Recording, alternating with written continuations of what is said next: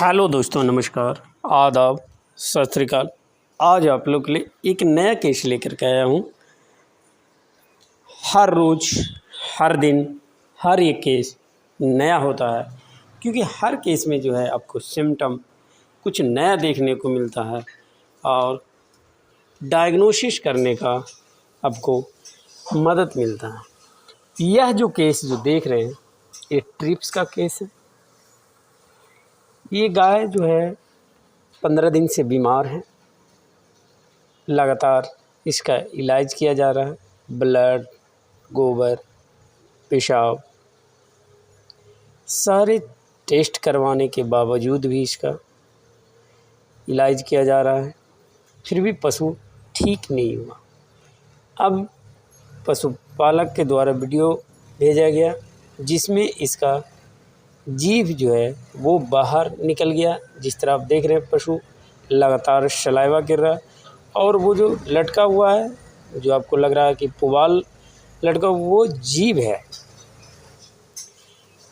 यहाँ से जब तक पशु खड़ा है तब तक आप बचाने की कोशिश कर सकते हैं, लेकिन इतनी अधिक डलनेस स्थिति में और कमज़ोरी की स्थिति में पशु को बचाना मुश्किल होता है। उसकी सबसे बड़ी वजह ये है कि जब गर्मी का मौसम है और टेम्परेचर जो है पशु का वो नॉर्मल है, इसमें फीवर भी नहीं है।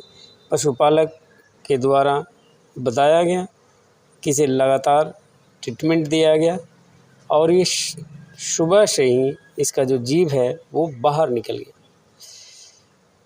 ये ट्रिप्स में भी होता है और टंग पैरालिसिस में भी होता है, लेकिन आपको डायग्नोसिस ये करना है कि टंग को अगर आप पकड़ करके बाहर की ओर खींचते हैं और टंग अपने आप अंदर चला जाता है तो वो सही हो सकता है।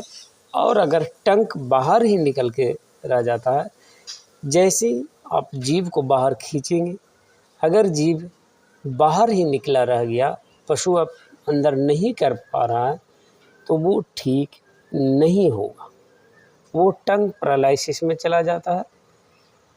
और अगर टंग अंदर चला जाता है तो वो पशु ठीक हो जाएगा। इसका ट्रीटमेंट नहीं किया गया।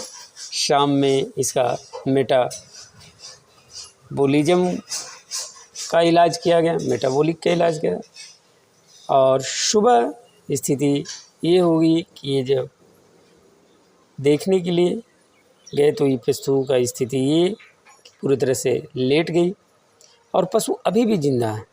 देखिए, इसके मुंह में जो है पशुपालक ने निकाला था और ये जीभ को बाहर निकाल करके वो धीरे धीरे अंदर चला जा रहा है। अब यहाँ से पशु को बचाना मुश्किल ही नहीं, नामुमकिन है। वो इसका सबसे बड़ी वजह अब ये है कि पशु जब पूरी ज़मीन को पकड़ ले, और ये देखिए डिहाइड्रेशन भी पूरा है, ये डायग्नोसिस किया जा रहा है। तो इस तरह स्टेज पर से बचाना मुश्किल होता है। यहाँ से इलाज करना सही नहीं है। अगर आपको इलाज करना है तो पशु को जब तक खड़ा रहे। और ये देखिए, ट्रिप्स का यही लक्षण है कि इसमें जो है कि डिहाइड्रेशन होता है, जो ग्लूकोज होता है वो ख़त्म हो जाता है, क्योंकि ट्रिप्स जो सर्रा होता है, जो ट्रिप्नोसोमा इवन साई नमक ब्लड प्रोटोजोआ से होता है, और वो जो होता है शरीर का जो चीनी होता है, जो ग्लूकोज होता है, वो धीरे धीरे खा जाता है, जिसके कारण पशु का जो है डिहाइड्रेशन में चला जाता है।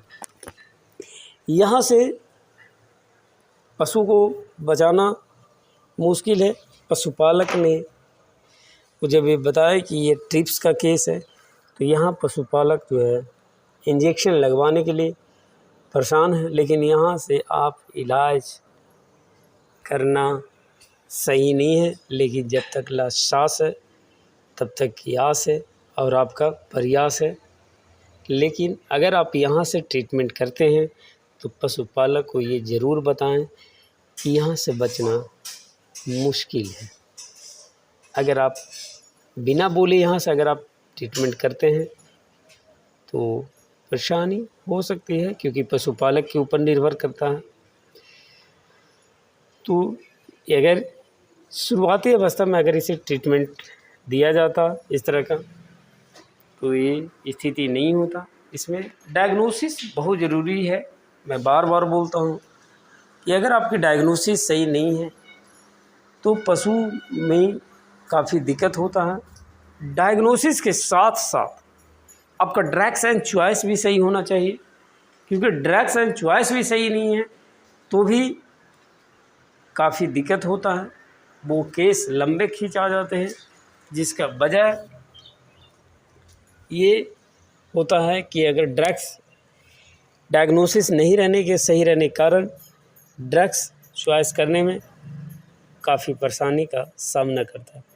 और पशुपालक के द्वारा सहमति से यह ट्रिप्स का इलाज इस स्टेज में किया गया, लेकिन यहाँ से बचना मुश्किल ही नहीं नामुमकिन भी हो जाता है। लेकिन आप जब तक सांस चल रहा है तो आप प्रयास कर सकते हैं, लेकिन पशुपालक को यहाँ ज़रूर बोलें। इस तरह की अधिक जानकारी के लिए चैनल को सब्सक्राइब और लाइक करें। धन्यवाद।